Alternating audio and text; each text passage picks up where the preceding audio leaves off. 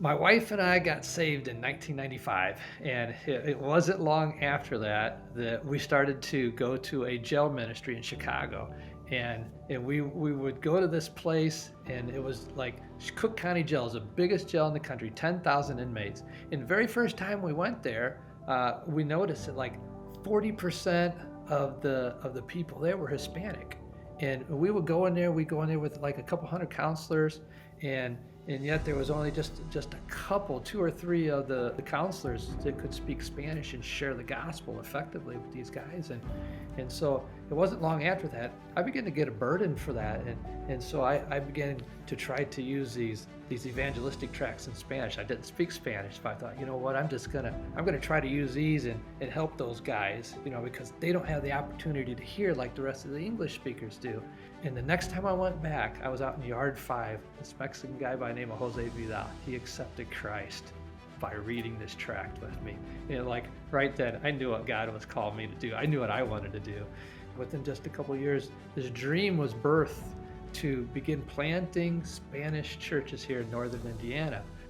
We end up talking to a guy that came to our church one day, and we shared with him the vision of what God was laying on our hearts. And he looked at me, and he said, we explained to him, we don't know what to do next. And he looked at me and he said, well, I know exactly what you need to do. You need to go to Argentina and learn Spanish. And so literally our next question was, where's Argentina? 13 weeks later, we were on a plane with our kids heading to Argentina for a year. And we learned Spanish down there and some church planting skills. And we came back in 2003. We planted our first Spanish church and pastored it till 2015, until we turned it over to the Hispanic leadership, and it now runs totally on its own. And now we find ourselves in the middle of this new calling where God is beginning to lay on our hearts kind of the second step of that ministry to be able to plant more churches, because the need's so great. The population in Indiana, the Hispanic population in the last 10 years has grown by 42%. And so now we feel this great need, and we begin to pray that the Lord would bring us Latin men that we can help prepare to be pastors and help them plant churches and get plant churches started and send them off as the long-term shepherds of those new groups.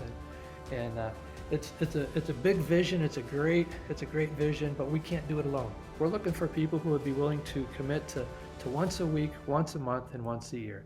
Once a week, pick one day a week and be able to pray for Brian and Tammy and the pastors and churches we're hoping to raise up and plant. One time a month, be able to give financially, give what Lord will lay on your heart.